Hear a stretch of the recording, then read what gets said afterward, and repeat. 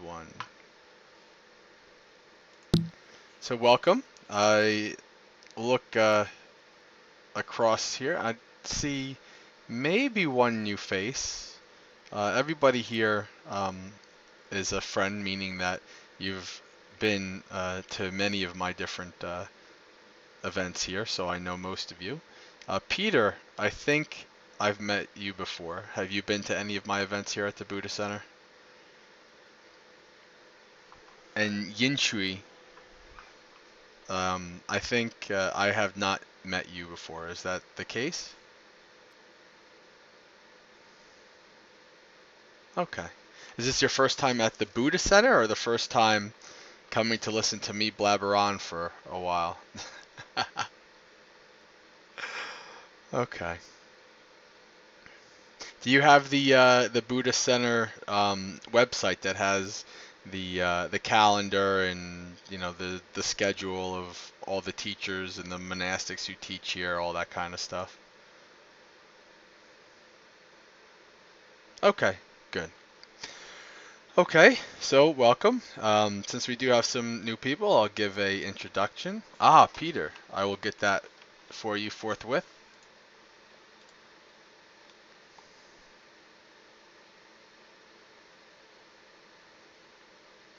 If I can find it.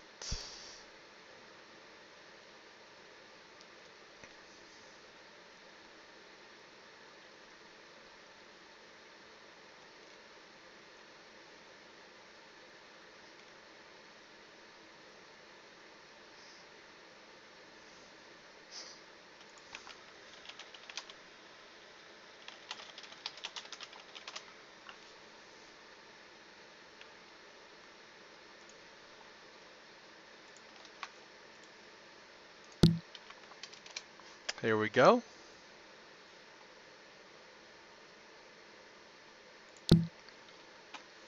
So, again, I'll begin. My name is Jayantha, which is Pali name, given to me when I took the 8 Lifetime Precepts. My English given name is Joe.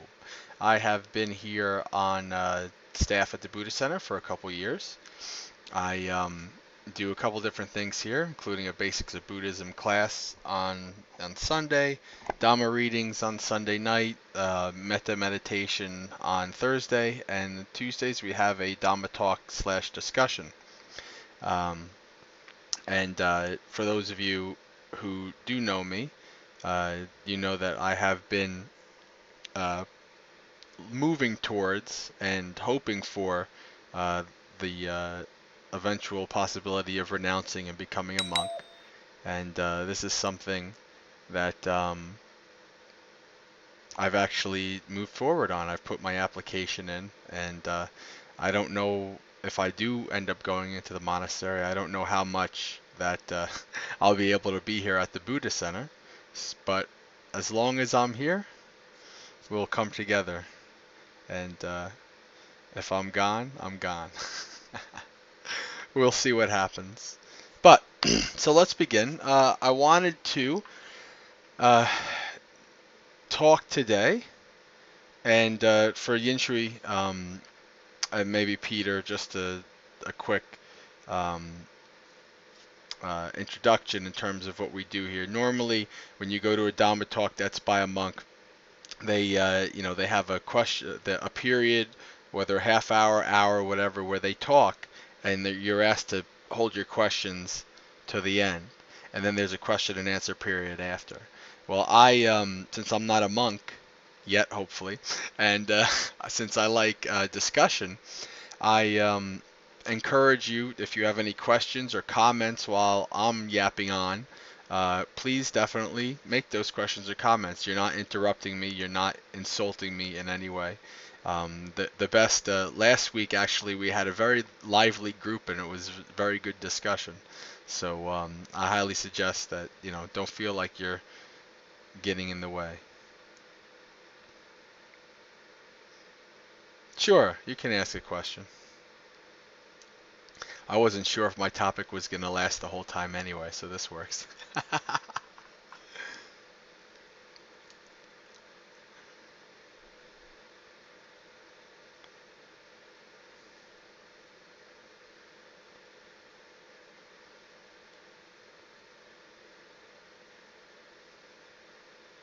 Most of the time I come up with my topics while I'm doing my walking meditation. Topics just kind of come to me in the morning. But this time, topic didn't come to me until about 15 minutes ago. Such is the way.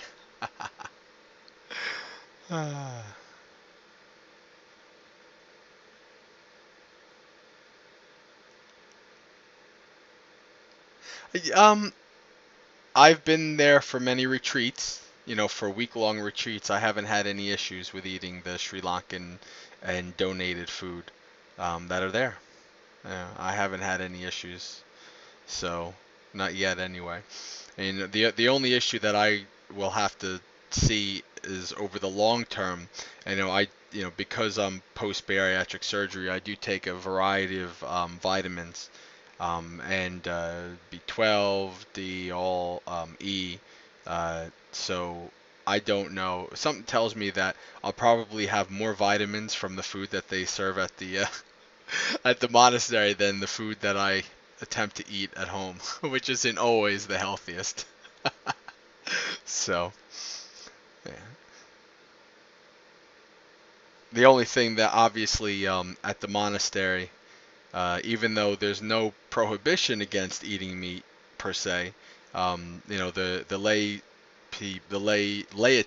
lay disciples pretty much only give um, vegetarian food. So I will be going from somebody who has a lot of chicken and protein and stuff like that to a vegetarian diet. So we'll see what happens, but I'm not too worried about it.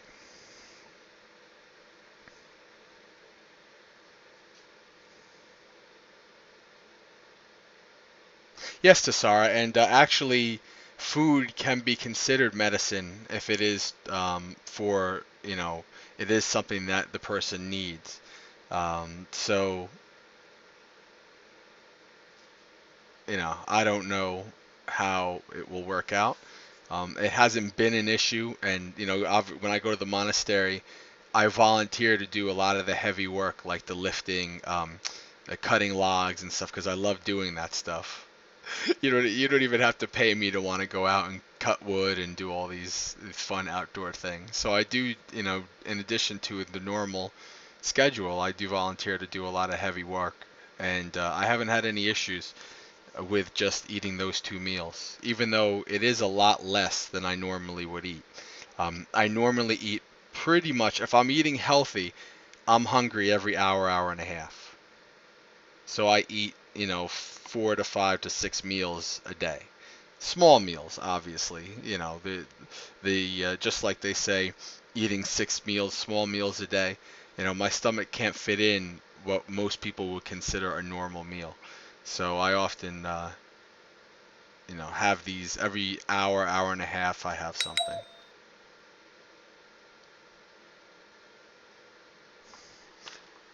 Shyla, your voice is okay.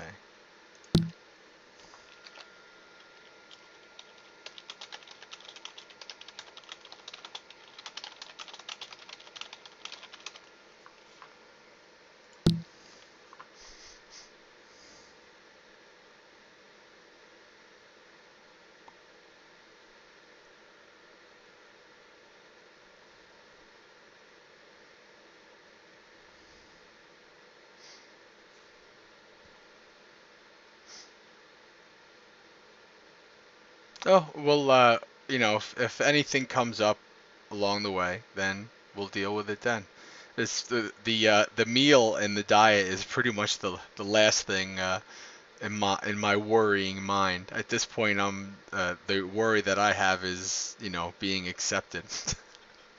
So I have to be accepted first before I have to worry about that. Celeste, I'm not sure actually, to be honest with you. I'm not very familiar with like vegan and vegetarian things because I've never been. So all I do know is my lack of taste when it comes to food. I'll never be a food critic because pretty much I like all food. So that has helped me a lot in the monastery. There's tons of Sri Lankan foods that I've never seen before, and tons of vegetables and things. I'm like, where? I've never seen any of these things before. What is this? And you got to try. And this kind of feeds right into my topic, right? Is that you got to try something new. If it's new and you haven't tried it, you don't know if it's good or not until you try. And that feeds into my topic for tonight, which I wanted to talk about aversion. And basically, the title, quote unquote, that I've come up with this is Aversion and the Courage to Face It. The Buddha talks about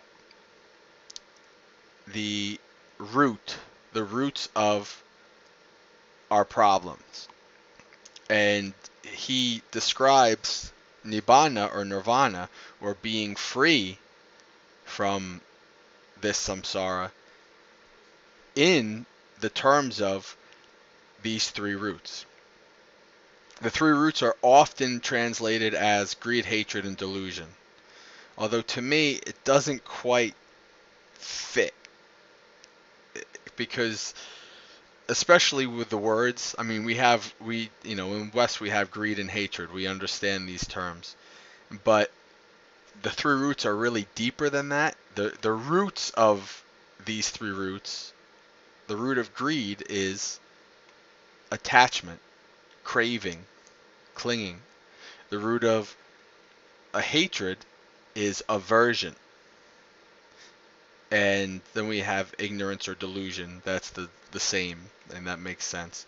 Although I prefer delusion more than ignorance, because ignorance, again, in the English denotes like a certain kind of lack of book knowledge or lack of formal education, and that's not quite how it works in Buddhism. But that's a whole other topic, so I just wanted to use that as an overview. So we're going to talk about aversion. And when the Buddha talks about dukkha, I don't know if you're familiar with the term dukkha, it's often translated as suffering, which again is a really bad term. It just doesn't quite work out very well. Hold on, give me a second. In Access to Insight, they have under the term of dukkha, they have a thing. This is dukkha, and it's about a paragraph worth of words. So, hold on, Shyla. Let me.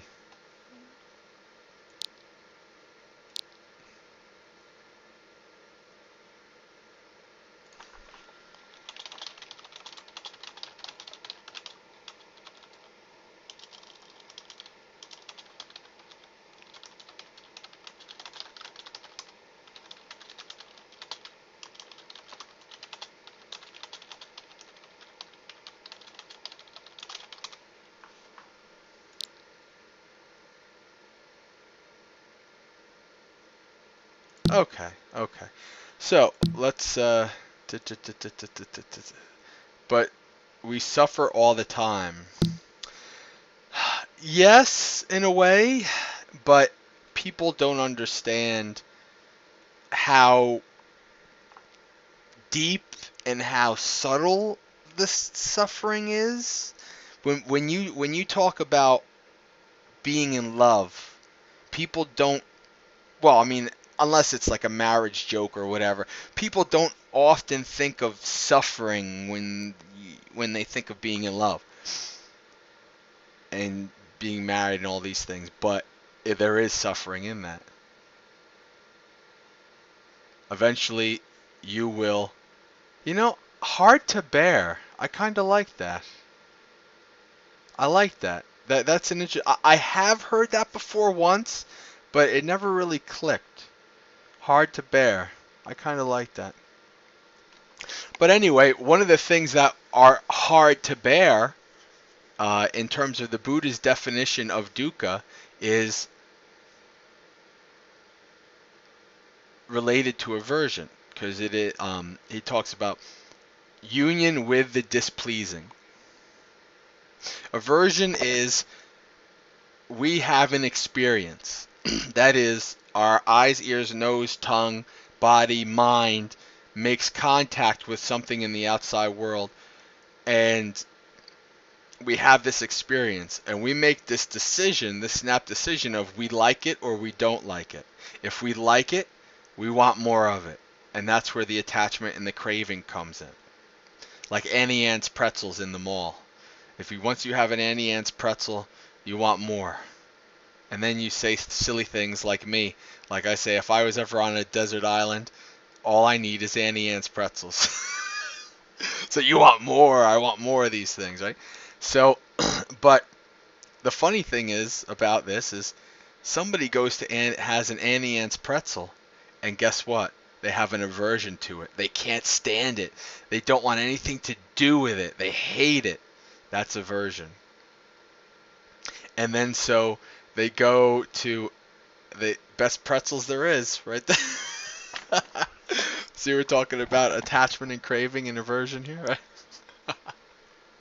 So, if you don't like something, you don't want to deal with something, you run from it. You try to push it away. There's that person, you might not hate anybody at work, but I'm sure there's that person at work that really annoys you, that you just kind of go out of your way to avoid. You might see them, whatever, a bunch of pods down the hallway, and you duck out, into a room or whatever to try to avoid them, because you don't the experience of making contact with this person is just something that you do not want to deal with. That is aversion. Some stuff in life that we don't like, we want to run away from it. And of course, aversion is where fear comes from. We were talking about last week about the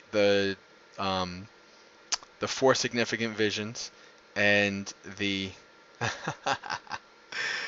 the four significant visions. Many of us want to run away from our jobs, and the five remembrances. Right? We're subject to old age, sickness, and death.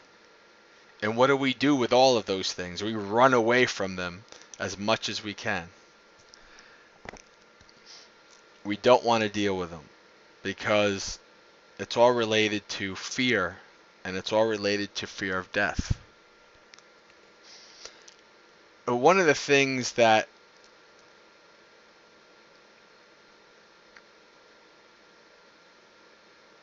I'm not talking necessarily about something that has to be fixed.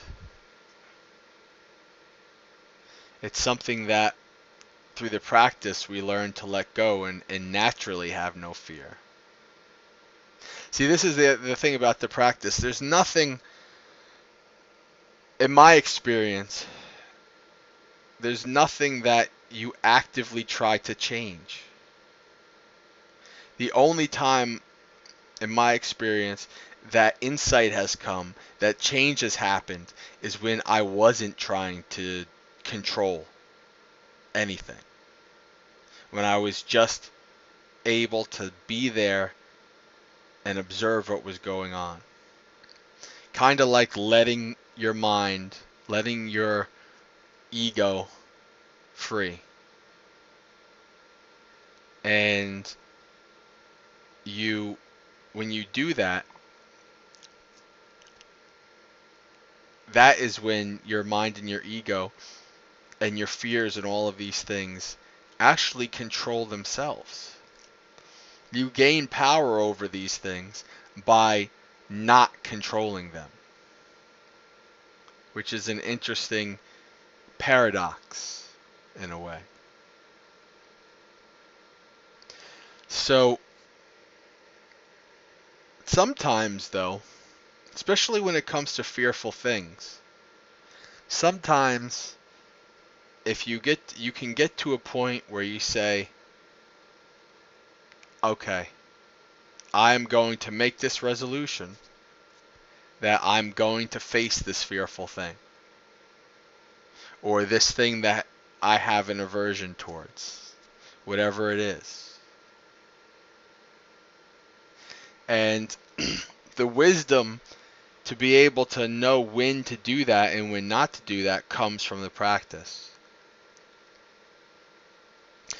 I like to, this weekend I camped out and out in the snow by the fire with some friends and family. And if you've ever sat out by a fire, especially a particularly big one, on a windy night, you know that wherever you sit by the fire, the smoke can come and it'll go blast you right in the face.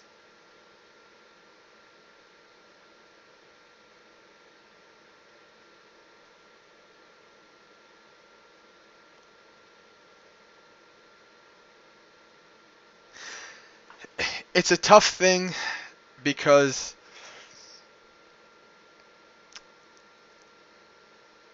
what I found is that there are certain times that you are able to, you know it when you can try it, that you say, okay, I'm doing this. It's like even the Buddha, right? In the story of the Buddha in his enlightenment, when he sat down and he said, though my skin and bones wither away, I will not leave this spot until I have reached the awakening, enlightenment. So there is a place for these kind of resolutions, but it has to be done with wisdom. And the wisdom comes from the practice.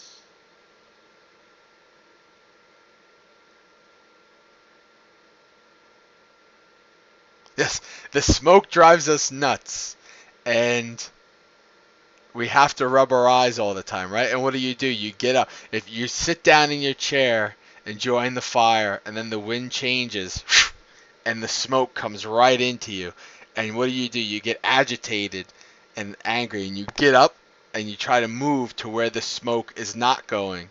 And then what happens? The wind changes, and the smoke goes right back into So you could spend hours going around in a circle trying to avoid the smoke. And this, to me, when I was doing this on Saturday night, and I thought to myself, what am I doing? I'm literally, it's like going through samsara. It's like being born again over and over and over. It's like, you're trying to avoid these things. And you know what I did? I decided to say, you know what? Let the smoke come at me. And I close my eyes and I observe, when the smoke gets up in your nose enough, like you have these feelings and and it's like burning and all of these things. But what I've learned from my practice is that when something negative occurs in your life, if you accept it and take it in and observe it with mindfulness, it's a lot less of an effect on you than it is if you have that negative mind state and you try to run from it. So when I was able to just sit there, and yeah, it was an unpleasant feeling, this smoke coming into me. And I felt the tingling and the sensations in my nose as the smoke came into my face. But I didn't get dragged away with the aversion of it.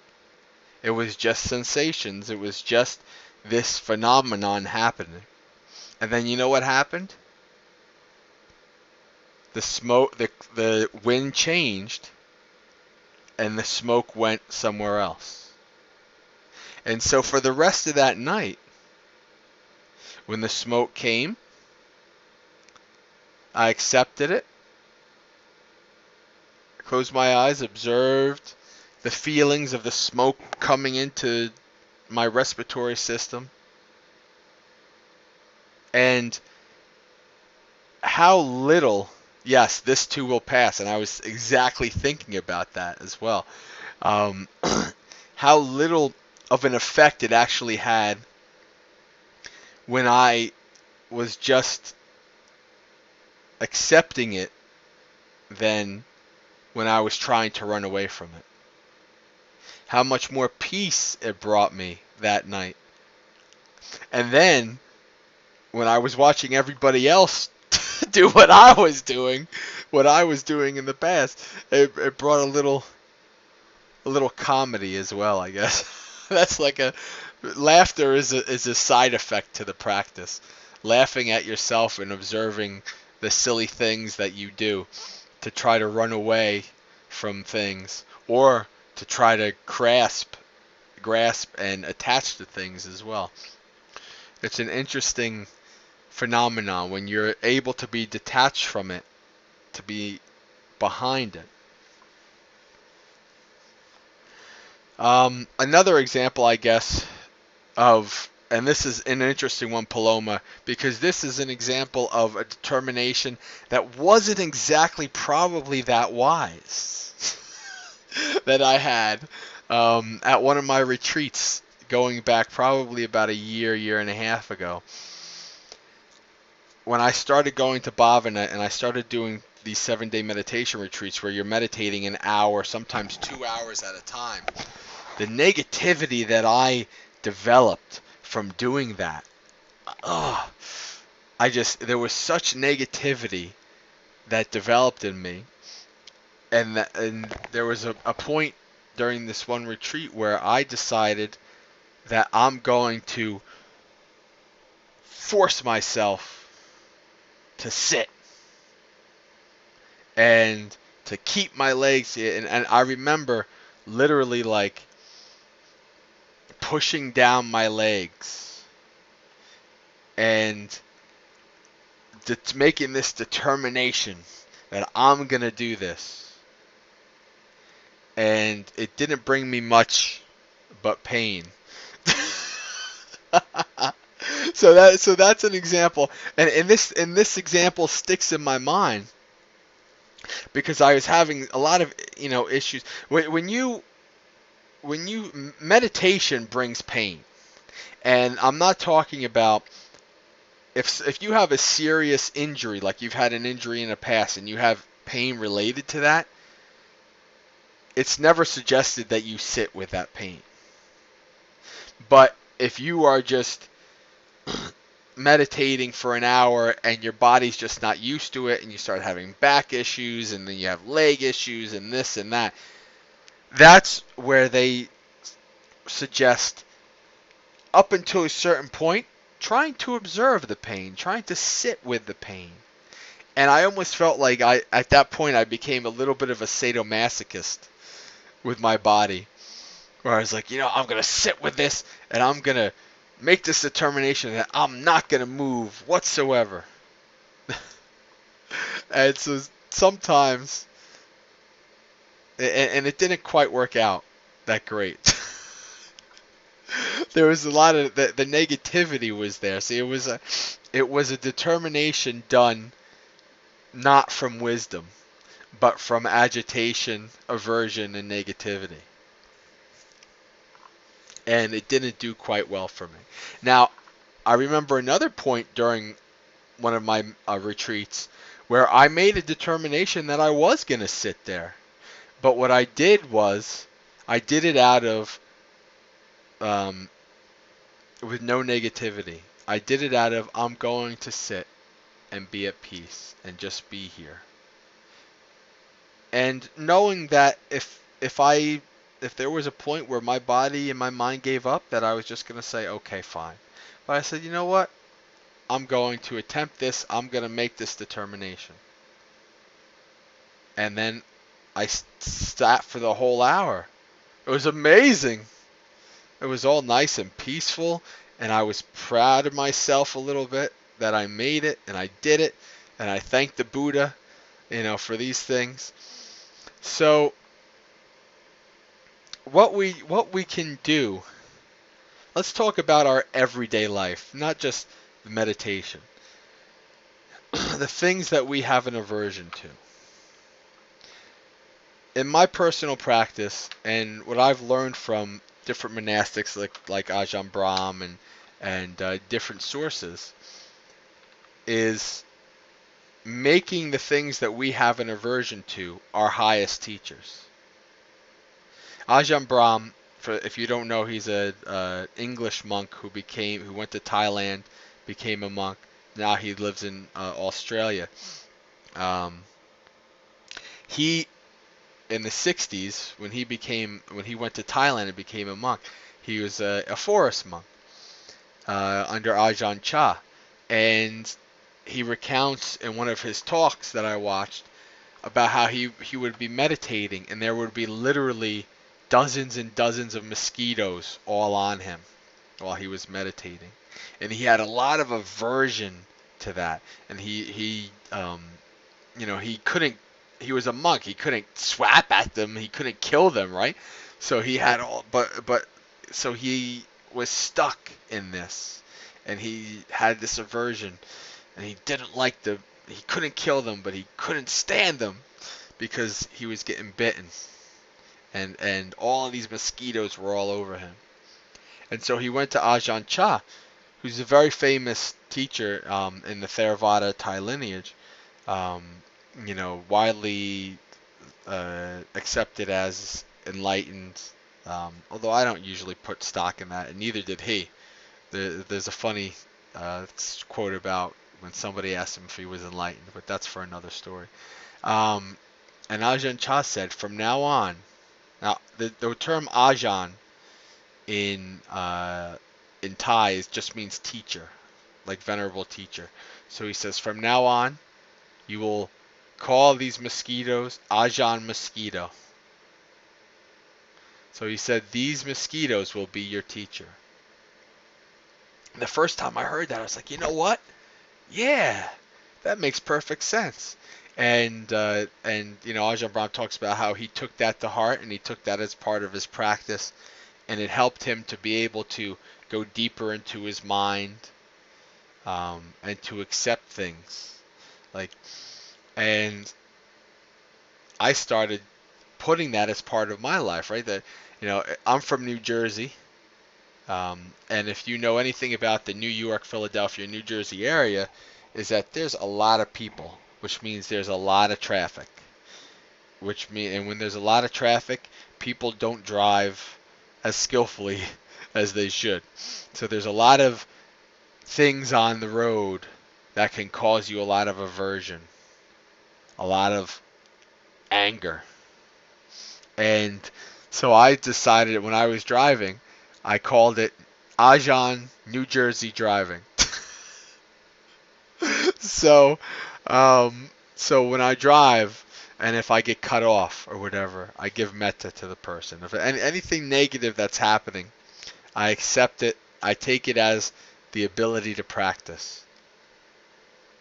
And so it's gotten to the point where one time last summer at Bhavana, when I was meditating out in the woods where I prefer to meditate, I had mosquitoes come. And I had been practicing that whole summer, when a mosquito, one or two mosquitoes comes, I just observe it as it pierces into me and it sucks the blood and all these things. I just observe it, feel the feelings of aversion, the feelings of fear, the feelings of pain, and giving it metta as well. This being, well, and that's another thing that Ajahn Brahm said, right? You're in the jungle. I mean, if you get it, you get it. What are you gonna do? So you just kind of accept it. And I'm reading a book now about it's called Forest Recollections, about Ajahn Chah and Ajahn Mun and all of these Tudong monks, these wandering forest monks in Thailand of the last 100 years, and all the things that they dealt with: tigers, snakes, bears, malaria, all of these things. And it's amazing how much their practice, Dhamma, protects them in all of these issues. And it's kind of Ajahn Brahm is the same way. He had malaria.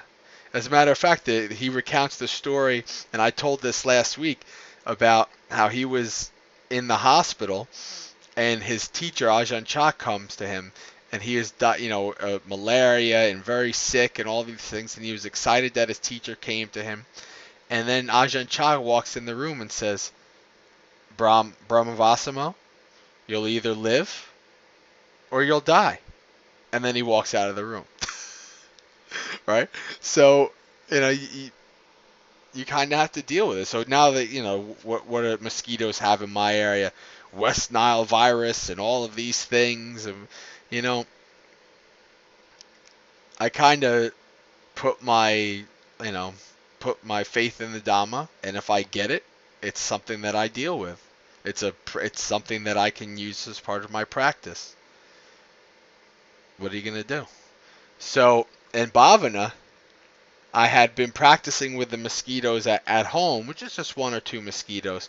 I remember at Bhavana, I counted 12 mosquitoes on me at one point as I was sitting there meditating.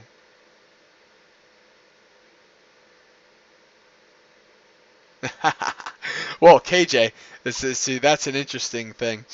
The last time I was at Bhavana, I was walking meditation, and I felt something, a big bug, land right on my head. Bloop! And so I knew it wasn't a mosquito, but I was surprised then when I started feeling the piercing into my skull. And this thing was sucking my blood. This big thing. And it was painful. It was a lot more painful than a mosquito bite. But I was walking meditation, and I did the same thing. I observed it. I gave it metta. And when it flew off, it landed on the tree. I was like, holy crap, that thing was big. And then guess what happened later that day? I was up by my kuti. I was making a walking meditation path. My kuti, where I was staying, is the last one deepest into the woods. And guess what happened? As I'm making this path, another one, bloop, right on top of my head. And I knew what it was, right? I had developed, because I saw how big it was, because I had these previous aversions, even though I accepted it and gave it metta, when I was not in a meditative state, guess what? Fear, aversion. I tried to just observe it and be with it, but fear took over me. And I didn't want to kill it, but I wanted it off my head. So I kind of swiped with metta is feelings of boundless friendliness for yourself and others. So it's being at peace and with friendship with all beings. That's what you're developing.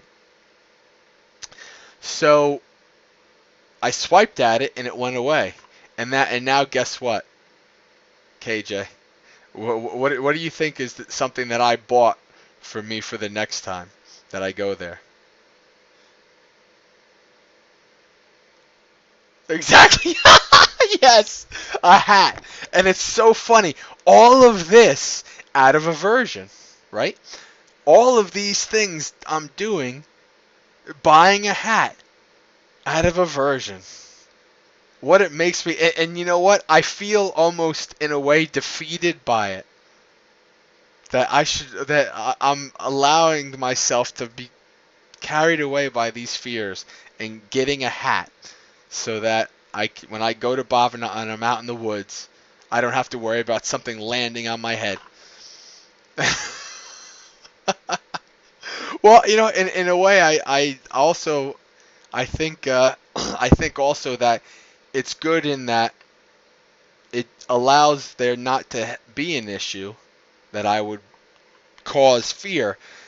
But in a way, it's almost like going against what I've been trying to do and taking whatever happens as a teaching. Fear is an interesting thing. And fear attachment, aversion is based in fear. A year ago, after my weight loss surgery, I did a lot of different things. I've started getting into all kinds of things like parkour and endurance events and heavy exercise and all of these things and balancing. And I grew in my balance. And I even took a video of this. I have a video of myself walking across this stream in Vermont, 5 feet over a rocky stream on a small branch, a small tree, not even a foot wide, that fell over. And so I'm going back and forth with no fear. I'm right in the moment. There's no fear of what could happen. There's no aversion. And so the thing that I didn't videotape was the next time I went over, guess what? I fell. And I was lucky. I smacked my shoulder and the back of my head on a boulder. But there was no concussion. There's nothing. And so what arose in me, right? Fear. Of course. Fear. And I thought to myself, well, that sucked. You know why it sucked? Because fear came. Not because because I liked what I was doing, but now fear is here. But you know what I did? About once I was able to kind of get my bearings and kind of get okay, I got back up on the log. I made this determination that, okay, I have fear. Well, I want to see what that fear is going to do to me, for one, and also I want to see if I can conquer that fear. So I got back up on the log, and where I was sure-footed before, I wasn't anymore. I got halfway across the log, but man, it was fearful, and and that fear was causing me to be in the future, right? I wasn't in the present anymore. I wasn't with every step, with every balance move. I was in the future, thinking about how I'm going to fall and break my skull open and be done. And so, of course, halfway across, I was like, yeah, I'm done. And I turned around and I went back. And that day, I tried it again 3 or 4 times. And the next day, I tried it again. And even if I go back there today, I guess I still have that fear. It's still there. And so this fear, all of these stories I'm telling you are analogies for life, because they are life. These fears, these aversions, keep us from doing things that we want to do. They keep us from happiness. They keep us from living a more beneficial life. And what you need to, or what I have been doing, what I've learned from the monks that I learned from and from my own practices, as you practice, the more insight you gain, the less fear you have, and the more you're able to make these wise determinations of when to face these fears. Sometimes it might be a silly enough fear or a small enough fear of being able to ask a guy or a girl out on a date. Right? We have this feelings of ourselves that I am someone with low self-esteem. I am someone with XYZ. So I can't do that. I can't just go walk up and ask somebody for their number. Or I can't get on that log. Or I can't get away from this job. I can't take that plunge, that risk of trying to get a better job, even though this job, I'm secure and I'm safe in this job, even though I don't like it. Right?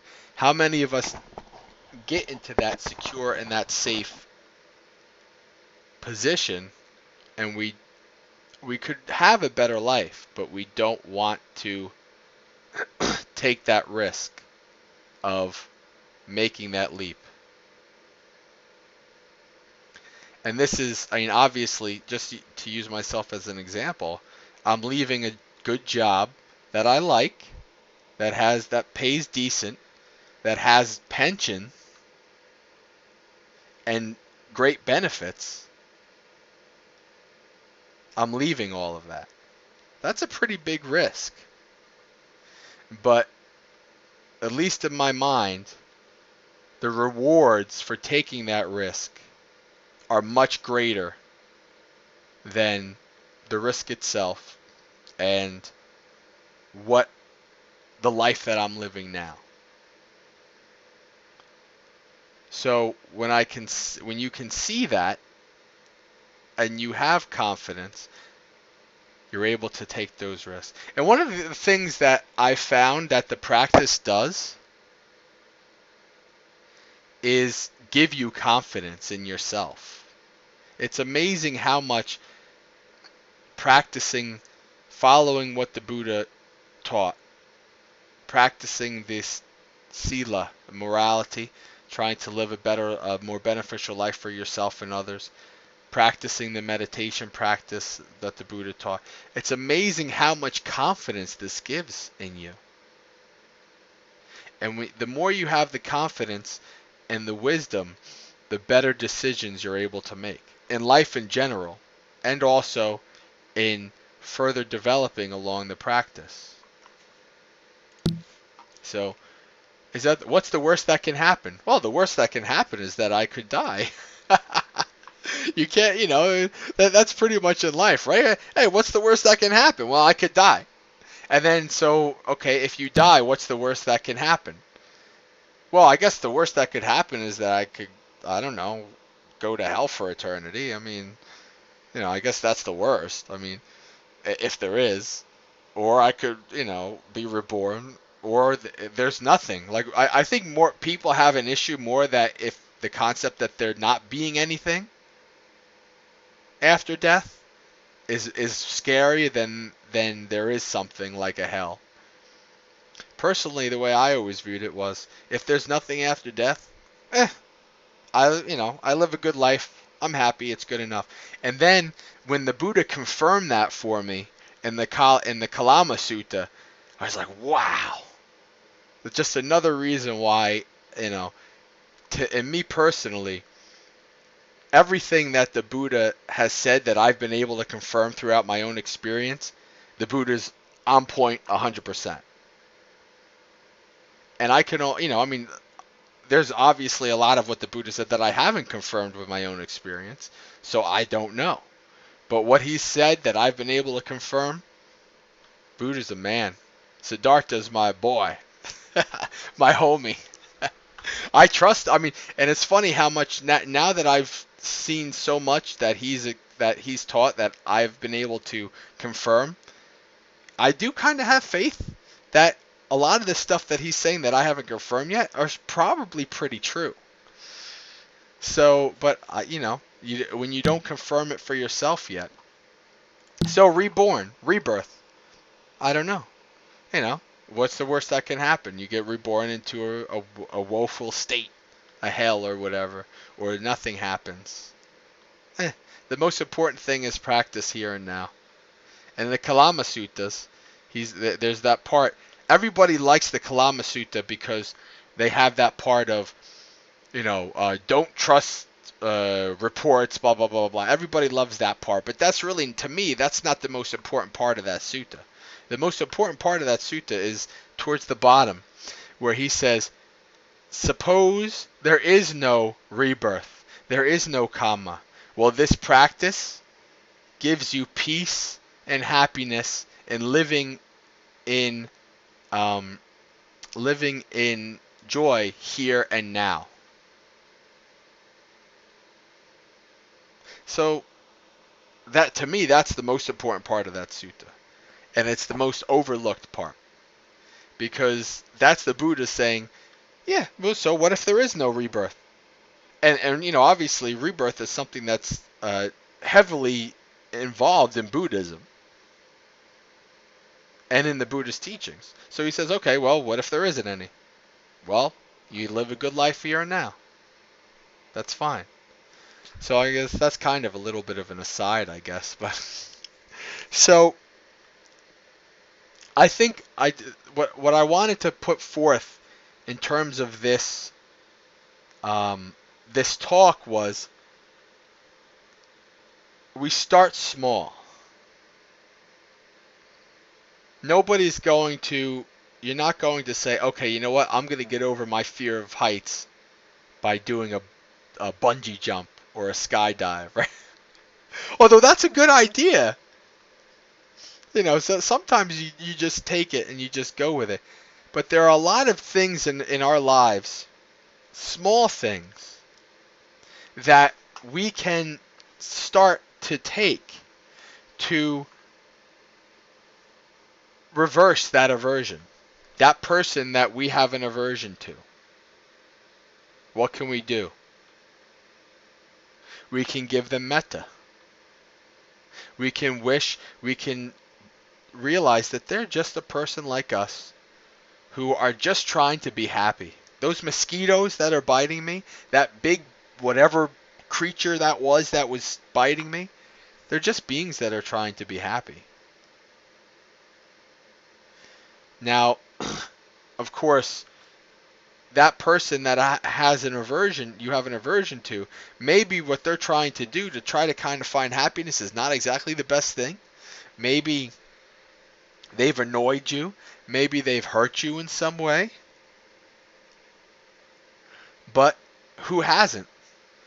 I haven't hurt anybody. I'm sure I've hurt plenty of people in my life. Maybe not as much as somebody who maybe was into drugs, into crime, and all of this kind of stuff. But everybody's hurt somebody. Everybody has. When I get angry at somebody on the road for them doing something what I consider stupid, the next thought in my head is, well, I've done that. It's amazing how connected we all are because of our own stupid actions. We've all done these stupid things. So that's part of metta, right? You realize this person is just this being, and who's a great saying is, it could always be worse. And this is something I've always had a thought of since I was a kid. No matter how bad my life is, there's always somebody who has it worse. And throughout the bad times of my life, even like going through the times of going through being with my wife having cancer and all of these bad times, there is always somebody who has it worse. And we saw people who had it worse. We saw parents there with their kids. I think those parents probably had it worse than I did. There's always some, and even, okay, so we live in America. The far majority of the planet, or at least I live in America, the far majority of the planet has it worse than I do. So there's always these beings that have it worse. And when you're able to kind of accept that this person, they may annoy the hell out of you, or you might have this annoyance. You know what you can do? You can give them metta. You can practice that. Or you know what you can do? The next time you see them, and of course this might mean that they might latch on to you. They might talk to you and you're not going to like that. But you know what you do? Take that leap, smile, and say good morning. That is a small step. And that's all that's needed. That's an example of taking a small step to moving aversion away.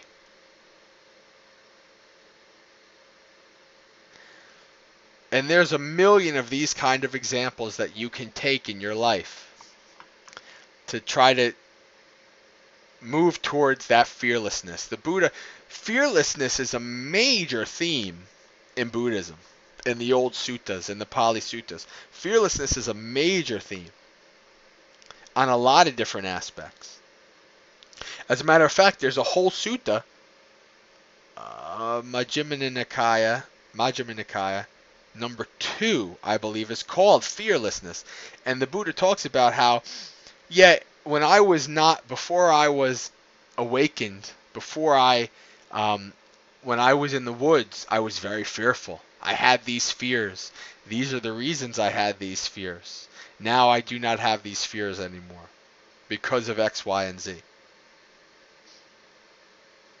The Buddha talks about another thing of fearlessness, fearlessness, lacking of fears. When you practice Dhamma, when you practice metta, you give a gift of fearlessness to all beings. If you are that person that everybody knows they can trust, that everybody knows that they'll get a smile from you, that you are this positive person in their life, even if they barely know you, they just see you at work, they don't know who you are, they don't know, it affects them.